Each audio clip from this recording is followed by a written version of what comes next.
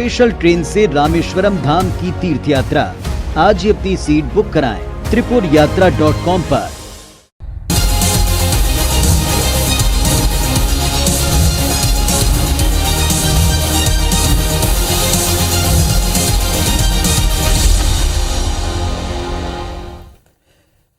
नमस्कार, good evening, बहुत बहुत स्वागत है आप सबका। मैं पुनीत पाठक हूं और खबरों का महाबुलेटिन न्यूज डिकोड का संडे स्पेशल फर्स्ट एडिशन आपके लिए लेकर आया हूं। आज हम एक नई शुरुआत कर रहे हैं। आज से संडे को न्यूज डिकोड का स्पेशल एडिशन आप तक पहुंचाएंगे ताकि सप्ताह की सबसे अहम और बड़ी खबरों का बेहद बारीक, सटीक और निष्पक्ष विश्लेषण आपके सामने रख सकें। यानी अब सप्ताह की सबसे बड़ी और अहम खबरें होंगी decode news decode Sunday special में। आइए शुरुआत करते हैं। तो शुरुआत करते हैं इस हफ्ते की सबसे बड़ी और सनसनीखेज खबर के साथ। आज नोएडा के सेक्टर 93 में 93 में सुपरटेक की अवैध ट्विन टावर को दोपहर ठीक 2:30 बजे ढा दिया गया। 100 मीटर से ज्यादा ऊंचाई वाले दोनों टावर को गिराने में सिर्फ 12 सेकंड का वक्त लगा। ब्लास्ट से पहले तकरीबन 7,000 लोगों को एक्सप्लोजन जोन से बाहर किया गया, हटाया गया, सेफ जगह ले जाया गया। ट्विन टावर को गिराने के लिए विस्फोट की जिस तकनीक का इस्तेमाल किया गया उसकी खासियत यही रही है कि आसपास की किसी दूसरी इमारत को इसमें कोई नुकसान नहीं पहुंचा। घनी आबादी वाला एक रिहायशी इलाका है और घनी आबादी के बीचों बीच बने दोनों ट्विन टावर अपनी जगह पर जमींदोज हो गए, वो भी चुटकियों। धूल का गुबार आपने देखा होगा। आज अगर आपने टेलीविजन देखा है, जरा भी नजदीकी इमारतों तक एक पूरा धूल का गुबार पहुंचा। ट्विन टावर के पास 2 सोसाइटी में ब्लास्ट से पहले रसोई गैस, बिजली सप्लाई सबको ऑफ कर दिया, बंद कर दिया। नोएडा पुलिस ने एहतियातन ग्रीन कॉरिडोर बनाए थे। एम्बुलेंस मौके पर पहले से तैनात करके रखे गए थे। एक्सप्लोजन जोन में 560 पुलिसकर्मी, रिजर्व फोर्स के 100 लोग और 4 क्विक रिस्पांस टीम समेत एनडीआरएफ की टीम्स को भी अलर्ट पर रखा गया, तैनात किया गया। चलिए, ये तस्वीरें आपने देखी और इन तस्वीरों के ऊपर दिन भर चर्चाएं गरमाती रहीं, कारण खंगाले जाते रहे। समय की पाबंदी नहीं है।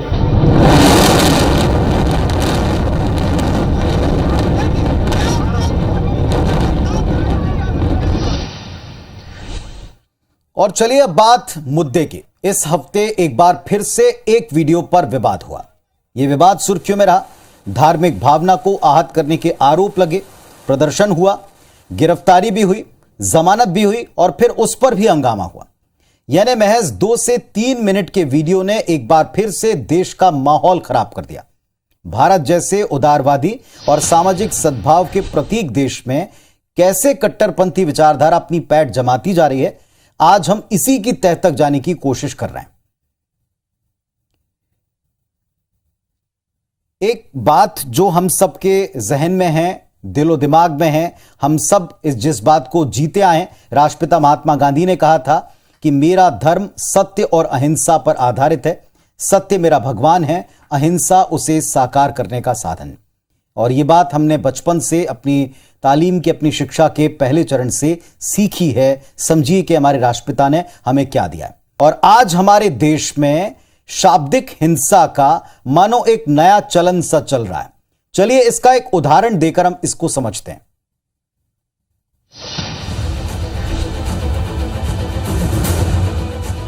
तस्वीरें हैदराबाद की हैं, जब हैदराबाद के गोशा महल से विधायक टी राजा सिंह को दोबारा गिरफ्तार कर लिया गया। इसके पहले गिरफ्तारी के महज 2 घंटे के भीतर टी राजा सिंह को बेल मिल गई थी। बीजेपी के टिकट पर विधायक बने टी राजा सिंह को एक वीडियो जारी करना महंगा पड़ा। बीजेपी को टी राजा सिंह का बयान बेहद नागवार गुजरा। पार्टी ने बिना देर किए टी राजा सिंह को भाजपा से निष्कासित कर दिया। टी राजा सिंह का विवादित वीडियो सोशल मीडिया पर जमकर वायरल हुआ। हैदराबाद में उन पर कार्रवाई की मांग को लेकर कई जगह प्रदर्शन हुए। प्रदर्शन के दौरान टी राजा सिंह के खिलाफ सिर तन से जुदा जैसे विवादित नारे भी खुलेआम लगाए गए।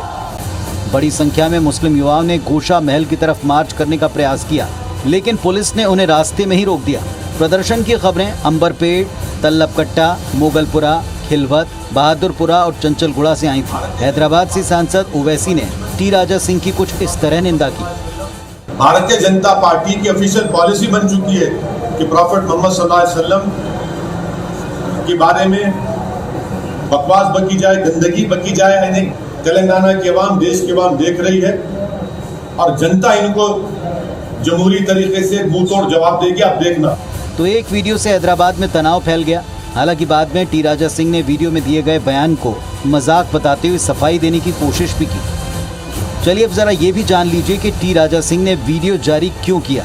दरअसल टी राजा सिंह ने कॉमेडियन मुनव्वर फारूकी के खिलाफ वीडियो जारी किया था।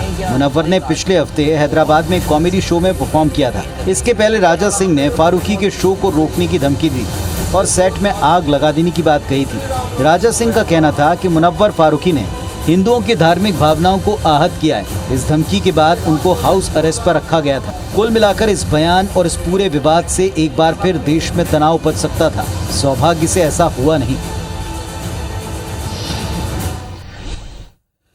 तो आपने पूरा घटनाक्रम देखा। हमने आपसे पहले ही कहा था कि शाब्दिक हिंसा का दौर सा आ गया है, लेकिन लगता है कि देश में जैसे एक दूसरे की धार्मिक आस्था को आहत करने की लगातार जानबूझकर एक कोशिश भी हो रही, और उससे हमें शाब्दिक हिंसा की जगह शाब्दिक आतंकवाद शब्द का इस्तेमाल करना ज्यादा ठीक लगता है। बीजेपी ने हैदराबाद के विधायक टी राजा सिंह को तत्काल पार्टी से हटाकर एक संदेश दिया। टी राजा सिंह को नोटिस भी इस विषय पर जारी कर दिया गया। यानी कुल मिलाकर अब की बार बीजेपी ने किसी भी मामले में चूक नहीं दिखाई। अब सवाल यह पैदा होता है कि आखिर इस बार भारतीय जनता पार्टी ने तत्काल कार्रवाई क्यों की। चलिए जरा इस बात को भी समझ लेते हैं, इस बात को भी डिकोड करते हैं। इससे पहले बीजेपी नूपुर शर्मा पर कार्रवाई करने में देरी के मामले में आरोपों में घिरी थी। आपको याद होगा, नूपुर शर्मा पर बीजेपी के रवैये की चौतरफा आलोचना हुई थी। यह भी आपने देखा। देश में प्रदर्शन का एक दौर चला था। मुस्लिम मित्र देशों ने नूपुर शर्मा के बयान के बहाने मोदी सरकार पर तल्ख टिप्पणी की थी। यानी टीवी पर दिए गए डिबेट के दौरान के एक बयान ने भारत की वैश्विक छवि को नुकसान पहुंचाने में कोई कसर नहीं छोड़ी थी। बीजेपी प्रवक्ता के दिए गए बयान पर देश की एनडीए सरकार को सफाई तक देनी पड़ी। नूपुर शर्मा के बयान के बहाने देश में अल्पसंख्यकों और खासतौर पर मुस्लिमों की सुरक्षा पर सवाल उठ खड़े हुए थे, और यह एक पूरा लंबा दौर चला था जो बीजेपी के लिए और कुछ हद तक केंद्र सरकार के लिए मुश्किलों वाला रहा। चलिए, वैसे इसके बाद एक दौर ऐसा भी आया जब नूपुर शर्मा का समर्थन करने वालों पर हमले देश ने देखे। उदयपुर में पेशे से दर्जी कन्हैया लाल और अमरावती में पेशे से केमिस्ट संचालक उमेश कोले की हत्या तक कर दी गई। बीजेपी इस बार ऐसा कुछ होने देना नहीं चाहती थी। बीजेपी इस बार संवेदनशील दिखना चाहती है और इसीलिए टी राजा सिंह के ऊपर तत्काल प्रभाव से कार्रवाई की। बीजेपी चाहती है कि उस पर यह आरोप ना लगे कि अल्पसंख्यकों की धार्मिक आस्था को आहत करने वालों का वो समर्थन करती। कुल मिलाकर कहने का मतलब यह कि इस पूरे मामले में भारतीय जनता पार्टी ने देर ना करके अपनी पिछली गलती को सुधारने का प्रयास किया। चलिए, बहरहाल बात विधायक टी राजा सिंह की हो रही थी, तो अब जरा आप यह भी जान लें कि आखिर ये जनाब टी राजा सिंह हैं कौन। जरा देखें। टी राजा सिंह हैदराबाद के गोशा महल विधानसभा से विधायक हैं और बीजेपी के टिकट पर वो चुनाव लड़े। हालांकि विवादित बयान के बाद उन्हें बीजेपी ने निलंबित कर दिया। पहली बार टी राजा सिंह ने 2014 में गोशा महल विधानसभा सीट से जीत दर्ज की। 2018 में तेलंगाना में टीआरएस की लहर में जीतने वाले बीजेपी के 5 विधायकों में से टी राजा एक थे, जबकि हारने वालों में थे जी किशन रेड्डी, जो अब केंद्रीय मंत्री हैं। हारने वालों में राज्यसभा सांसद के लक्ष्मण भी थे। बजरंग दल के मेंबर रहे टी राजा ने 2009 में अपनी राजनीतिक यात्रा की शुरुआत टीडीपी कॉर्पोरेटर के तौर पर की थी। 2014 के लोकसभा चुनाव से पहले अप्रैल 2013 में टीडीपी छोड़कर वो बीजेपी से जुड़ गए। अगस्त 2018 में सिंह ने गौरक्षा आंदोलन के लिए खुद को समर्पित करने के लिए बीजेपी से अपने इस्तीफे की घोषणा की। उस दौरान उन्होंने सत्तारूढ़ टीआरएस पर गोरक्षा के लिए जरूरी कदम नहीं उठाने के आरोप लगाए थे। 2014 में बीजेपी में शामिल होने के बाद से ये उनका तीसरा इस्तीफा था, लेकिन हर बार वो अपने फैसले से पीछे हट जाते रहे। टी राजा की वेबसाइट कहती है कि वो राष्ट्रीय स्वयंसेवक संघ यानी आरएसएस की युवा शाखा हिंदू वाहिनी से जुड़े रहे हैं। 2014 में पहली बार विधायक बनने से पहले उन्होंने गौरक्षा आंदोलन में हिस्सा लिया था। टी राजा का जन्म 15 अप्रैल 1977 को हैदराबाद के धूलपेट में एक लोध परिवार में हुआ। धूलपेट अवैध शराब और नशीली दवाओं की तस्करी का केंद्र रहा है। धूलपेट के लोध अपने आप को राजपूतों का वंशज बताते हैं। वहीं कई अन्य राज्यों में ओबीसी समुदाय से आते हैं। राजा ने शुरुआत में अपने घर के बाहर ऑडियो और वीडियो कैसेट बेचने की एक दुकान चलाई। बाद में इसे बंद करके इलेक्ट्रिक वायरिंग का बिजनेस शुरू कर दिया। जुलाई 2022 में दक्षिण कश्मीर में अमरनाथ की पवित्र गुफा के पास बादल फटने से आई बाढ़ ने कई श्रद्धालुओं की जान ले ली थी। टी राजा सिंह और उनकी फैमिली इस हादसे में बाल बाल बचे थे। तो साहब, ये हैं टी राजा सिंह, जिनके बारे में हम इतनी चर्चा कर रहे हैं। अब आपको बता दें कि टी राजा सिंह और कंट्रोवर्सी ये कोई नई बात नहीं, ये उनका पुराना नाता रहा है कंट्रोवर्सी से। उन पर अब तक 75 आपराधिक मामले दर्ज हो चुके हैं, जिनमें कम से कम 30 मामले धार्मिक भावनाएं आहत करने और दो समुदायों के बीच वैमनस्य से भड़काने से जुड़े हैं। 17 मामले दंगा करने और खतरनाक हथियार रखने और एक मामला हत्या की कोशिश तक से जुड़ा है। 2018 में टी राजा उनकी तरफ से दाखिल चुनावी हलफनामे के मुताबिक उनके खिलाफ 43 आपराधिक मामले, इनमें से 16 में चार्जशीट फाइल हो चुकी है। हैदराबाद पुलिस के assistant commissioner M Narendra Reddy ने गोशामहल के बीजेपी विधायक टी राजा सिंह को 19 दिसंबर 2019 को राउडी शीटर कहा था। उन्होंने कहा था कि राजा का नाम उन लोगों की लिस्ट में शामिल किया गया है जिनके खिलाफ मंगलहाट पुलिस थाने में हिस्ट्री शीट खुली हुई है। टी राजा के खिलाफ साल 2006 में एक हिस्ट्री शीट खोल दी गई थी, वो अब तक जारी है। बावजूद इसके वो अब एमएलए बन चुके हैं, जनता के प्रतिनिधि हैं और बीजेपी तक से जुड़े हुए हैं। इसको आप कह सकते हैं कि अपने अब तक के करियर में विवादों से उनका बड़ा पुराना नाता है, और ऐसे वैसे विवादों से नहीं, गंभीर विवादों से। चलिए, फरवरी 2022 का एक मामला आपको बताते हैं। यूपी विधानसभा चुनाव का दौर चल रहा था। उस दौरान टी राजा सिंह ने कहा था कि बीजेपी को वोट नहीं दोगे तो घर पर बुलडोजर चलवा देंगे। 2 सितंबर 2020 को फेसबुक ने टी राजा सिंह को डेंजरस इंडिविजुअल मानते हुए हेट स्पीच के लिए अपने तमाम प्लेटफॉर्म से बैन किया था। इसके बाद राजा ने सफाई दी थी कि उनका कोई ऑफिशियल फेसबुक पेज ही नहीं, उनके नाम से चल रहे तमाम फेसबुक अकाउंट फेक हैं, फर्जी। फिर जुलाई 2018 में टी राजा ने कहा था कि देश में रह रहे बांग्लादेशी और रोहिंग्या मुसलमान अगर देश ना छोड़ेंगे तो उनको गोली मार देनी चाहिए। अप्रैल 2017 का बयान याद कराएं। राजा सिंह ने कहा था अयोध्या में राम मंदिर बनाना उनका संकल्प है और इस संकल्प को पूरा करने के लिए वो जान देंगे भी और जान लेने के लिए भी तैयार। 2017 में ही उन्होंने ओल्ड हैदराबाद को मिनी पाकिस्तान करार दिया था। ये दावा किया था कि यदि वहां जांच आप करा लें तो घर से आपको बम बनते मिल जाएंगे। नवंबर 2017 में फिल्म पद्मावत का विरोध किया था, धमकी दी थी कि जो थिएटर में इस फिल्म को दिखाएंगे उनको जला देंगे। तो जिनके बयान ऐसे आग उगलते रहे हों, जिनके अब तक के पूरे करियर को आप देखें तो उसमें इतने सारे विवाद आपको जुड़ते दिखाई पड़ते हो, ये देखकर आप समझ गए होंगे। अब तक विधायक टी राजा सिंह की पूरी कुंडली, उनके विवाद को हमने आप तक पहुंचाया है। अब देश में बहने वाली कट्टरवाद की बयार ये क्या कहती है, जरा हम इस बात को भी थोड़ा सा समझने की कोशिश करते हैं कि दरअसल ये कट्टरवाद कहां तक फैला हुआ है, कहां आ रहा है। आपको बता दें, पॉलिटिकल पोलराइजेशन या राजनीतिक ध्रुवीकरण एक ऐसा शब्द है जिसे राजनीतिक शास्त्र के छात्र भली भांति समझते हैं। आसान शब्दों में कहें तो एक विचार के प्रति जनता को एकजुट कर लेना ध्रुवीकरण होता है। बीजेपी पर अक्सर इस ध्रुवीकरण का लाभ लेने के आरोप लगते हैं कि वो हिंदुत्व की राजनीति के जरिए हिंदू वोटों का ध्रुवीकरण करती है। भारतीय राजनीति में पिछले कुछ सालों में ध्रुवीकरण राजनीति का एक बड़ा कामयाब हथियार रहा है। ध्रुवीकरण के जरिए एक विचारधारा के माध्यम से एक समर्पित वोट बैंक तैयार किया जाता है और इसी समर्पित वोट बैंक का इस्तेमाल अपने फायदे के लिए तमाम लोग करते हैं।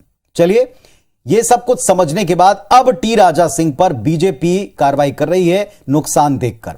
इसके पहले नूपुर शर्मा पर जब कार्रवाई हुई थी तब भारतीय जनता पार्टी के भीतर से भी कार्रवाई के खिलाफ कुछ आवाजें उठी थी। बीजेपी के समर्थकों ने बीजेपी की कार्रवाई को गलत बताया था। सवाल उठता है कि उदार चरित्र वाले देश में ऐसे बयान क्यों हैं? ऐसे बयान देकर भला किसको लाभ मिलता है? चलिए जरा इस सवाल का जवाब भी हम डिकोड कर लें। बीजेपी दूसरे दलों और खासतौर पर कांग्रेस पार्टी पर अल्पसंख्यकों के तुष्टीकरण का आरोप लगाती आई और अभी भी लगा रही। मनमोहन सिंह ने प्रधानमंत्री रहते हुए कहा था कि देश के संसाधनों पर पहला अधिकार, पहला हक अल्पसंख्यकों का है और इस पर काफी विवाद हुआ था। अपीजमेंट वाली पॉलिटिक्स के जवाब में हिंदुत्ववादी राजनीति करती है भारतीय जनता पार्टी और धीरे धीरे ये हावी हो रही। इसका दूसरा पक्ष यह भी है साहब कि अक्सर हमारे देश में अभिव्यक्ति के नाम पर, रचनात्मक स्वतंत्रता के नाम पर हिंदू धर्म का मखौल भी उड़ाया जाता है। एमएफ हुसैन आपको जरूर याद होंगे, उनकी कला की तारीफ तो होती है लेकिन विवाद भी काफी। हिंदू देवी देवताओं की जिस तरह की पेंटिंग्स उन्होंने बनाई थी वो उनको विवादों में ले गई। इसी तरह कुछ साल पहले आई फिल्म ओ माई गॉड PK, इसमें भी हिंदू धर्म को लेकर जो चित्रण किया गया उसे मजाक की श्रेणी में रखा गया। कांग्रेस नेता जयराम रमेश ने कहा था कि मंदिर से ज्यादा जरूरी शौचालय हैं। इसी तरह यूपीए सरकार के समय यह कहा गया राम सेतु काल्पनिक है। तो ये तमाम ऐसे मुद्दे हैं जिनको लेकर के कांग्रेस पार्टी घिरती आई है और घेरने का काम भारतीय जनता पार्टी ने किया। कहने का मतलब ये कि अपीजमेंट की पॉलिटिक्स ने देश के मूल स्वभाव में बदलाव तो लाया। वैसे कट्टरता की अगर बात हो रही है तो ओवैसी बंधुओं के बयान, इनको भी आप अनसुना अनदेखा नहीं कर सकते। ये लगातार विवादों में और सुर्खियों में रहते हैं। आज स्टैंड अप कॉमेडियन, वो भी धार्मिक भावना को ठेस पहुंचाने में पीछे नहीं, जिसकी प्रतिक्रिया कभी कभी इस तरह की होती है जिसकी कल्पना कोई नहीं कर सकता। हम आपसे अपील करते हैं और बार बार यह अपील करते हैं कि एक दूसरे की धार्मिक भावनाओं का सम्मान करें। यह हम सबके लिए जरूरी।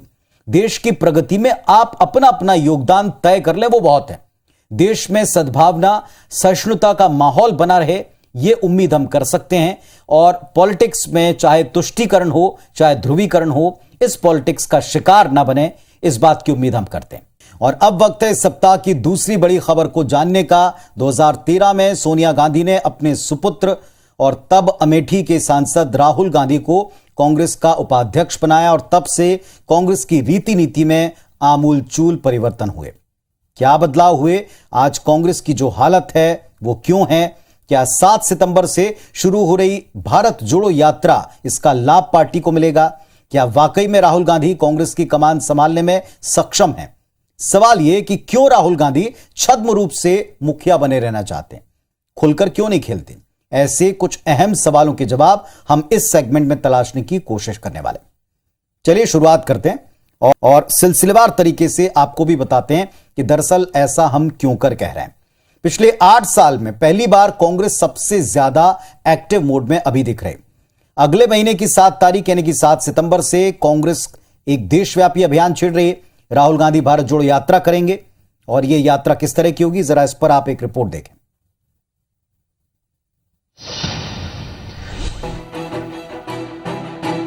ये राहुल गांधी का ट्विटर हैंडल है जिसकी डीपी में आपको अंग्रेजी में लिखे 3 शब्द नजर आ रहे होंगे। डीपी में एक लोगो लगा है जिसमें भारत जोड़ो यात्रा लिखा है। इसके साथ ही राहुल गांधी के ट्विटर अकाउंट पर पिंड ट्वीट भी देखिए जिसमें लिखा है, एक तेरा कदम एक मेरा कदम, मिल जाए तो जुड़ जाए अपना वतन, आओ साथ मिलकर भारत जोड़ें। बात सिर्फ राहुल गांधी की नहीं, कांग्रेस के ऑफिशियल ट्विटर हैंडल का लोगो भी यही है।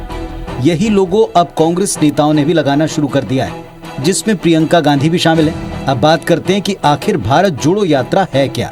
दरअसल कांग्रेस राहुल गांधी के नेतृत्व में 7 सितंबर से भारत जोड़ो यात्रा शुरू कर रही है। कन्याकुमारी से शुरू होकर ये यात्रा कश्मीर पर जाकर खत्म होगी। ये यात्रा 12 राज्यों और 2 केंद्र शासित प्रदेशों से होकर गुजरेगी। भारत जोड़ो यात्रा में 3500 किलोमीटर का सफर 150 दिनों में तय होगा। बीते 23 अगस्त को कांग्रेस ने यात्रा का लोगो, टैगलाइन और पैम्पलेट जारी कर दिया।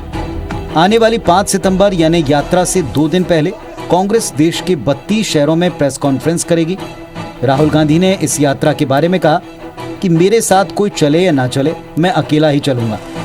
आज की राजनीति पोलराइज हो गई है। हम यात्रा में लोगों को बताएंगे कि किस तरह एक तरफ संघ की विचारधारा है जो लोगों को तोड़ने का काम करती है और एक तरफ हम हैं जो सबको साथ लेकर चलने का काम कर रहे हैं। कांग्रेस के लिए भारत जोड़ो यात्रा की बड़ी अहमियत है। 8 सालों से कांग्रेस ने कोई देशव्यापी अभियान नहीं किया। सियासी कुरुक्षेत्र में पस्त नजर आ रही कांग्रेस को संजीवनी की जरूरत है और कांग्रेस को लगता है कि 2024 के रण में भारत जोड़ो यात्रा उसे फिर से विजय दिला सकती है। इस यात्रा के माध्यम से राहुल गांधी का छवि मेकओवर भी हो सकता है। तो कांग्रेस तैयार है। देखना यह कि भारत जोड़ो यात्रा से कांग्रेस को क्या हासिल होता है। तो साहब ये पूरा प्लान है भारत जोड़ो यात्रा के तहत में, जो आपने इस रिपोर्ट में देखा। भारत जोड़ो यात्रा कांग्रेस का महत्वाकांक्षी अभियान है। लोकसभा चुनाव से 2 साल पहले कांग्रेस का ये अभियान, ये यात्रा किन मायनों में खास है, इस बात को समझना इस वक्त बहुत जरूरी है। चलिए जरा इसको डिकोड करते हैं। राहुल गांधी हमेशा से सीधे सीधे आरएसएस, राष्ट्रीय स्वयंसेवक संघ के बहाने बीजेपी पर हमलावर हैं। राहुल गांधी और कांग्रेस समेत संघ और बीजेपी पर देश को बांटने के आरोप लगाते हैं और इस यात्रा के जरिए कांग्रेस ये बात साबित करना चाहती है कि वो समावेशी राजनीति करते हैं। कांग्रेस ये बताना चाहती है कि उसकी नजर में हिंदू, मुस्लिम, सिख, ईसाई सब बराबर हैं और सब एक होने चाहिए। कांग्रेस ये सिद्ध करना चाहती है कि वो देश में किसी वर्ग विशेष के खिलाफ नफरत का माहौल नहीं बनाती, बल्कि वो सब वर्गों को एक साथ लाकर उनका ख्याल रखती और सभी वर्गों को साथ लेकर चलना ये केवल कांग्रेस ही कर सकती।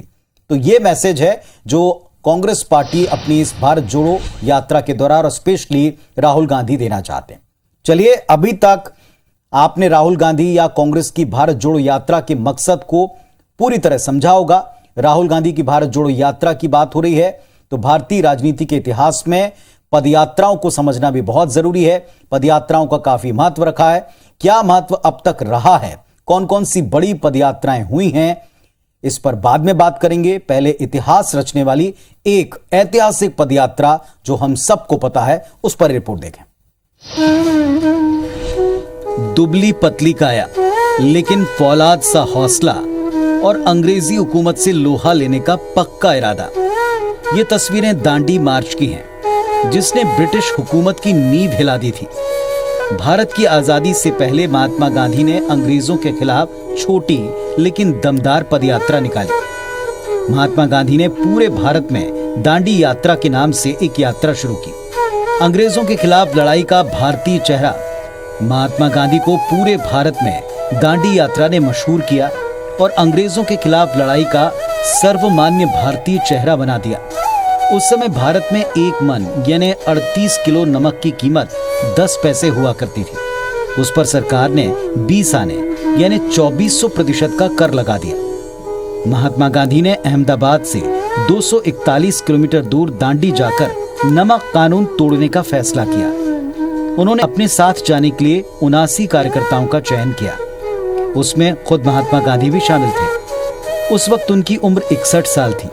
रोजाना 24 किलोमीटर चला करते थे वो। हालांकि उनके लिए घोड़े का इंतजाम भी था, लेकिन उस पर गांधी जी एक दिन भी नहीं बैठे। उनके पैरों में चलने की वजह से छाले पड़ गए।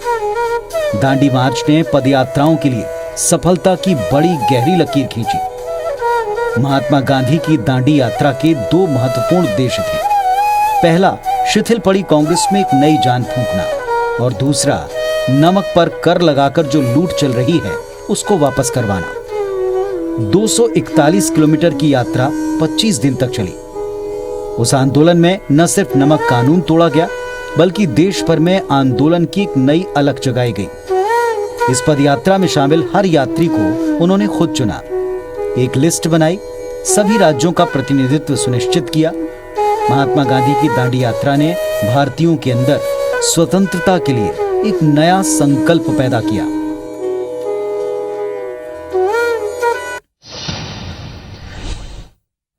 तो आपने देखा कि कैसे महात्मा गांधी ने महज 241 किलोमीटर की पैदल यात्रा करके चलकर अंग्रेजों को देश से भागने पर मजबूर कर दिया। कैसे राहुल गांधी की भारत जोड़ो यात्रा महात्मा गांधी की दांडी यात्रा से प्रभावित है, इस बात को भी समझना इस वक्त बहुत जरूरी है। इस बात को हम समझते हैं, इस बात को हम डिकोड करते हैं। चलिए, पहली बात यह कि महात्मा गांधी ने दांडी यात्रा के लिए अपने साथ 79 कार्यकर्ताओं को स्वयं चुना था, जिसमें हर राज्य के लोग प्रतिनिधि के तौर पर शामिल थे। इसी तरह भारत जोड़ो यात्रा में 100 भारत यात्री होंगे जो यात्रा की शुरुआत से अंत तक इसका हिस्सा रहेंगे। राहुल गांधी भी पदयात्रा में भारत यात्री के तौर पर शामिल होंगे। 100 अतिथि यात्री होंगे जो उन राज्यों से होंगे जहां से यात्रा नहीं गुजर रही। 100 प्रदेश यात्री होंगे जो उन प्रदेशों से होंगे जहां से यात्रा गुजरेगी। और इस तरह से एक समय में कुल 300 पदयात्री इस पदयात्रा का हिस्सा होंगे। महात्मा गांधी ने साल 1930 में दांडी मार्च निकाला था। तब कांग्रेस एक तरह से थकी हुई पार्टी की तरह लग रही थी। दांडी मार्च के सहारे गांधी जी ने कांग्रेस में एक नई जान फूंकी थी, लोगों का विश्वास जीता था। बात आज की कांग्रेस पार्टी की करें तो कांग्रेस की यह यात्रा तब निकाली जा रही है जब केवल 2 राज्यों में उनकी सरकार बची और 2 राज्यों में गठबंधन सरकार काम कर पा रही। 2014 से 2022 तक 49 लोकसभा और विधानसभा चुनाव हुए, जिनमें से 39 कांग्रेस पार्टी हारी है।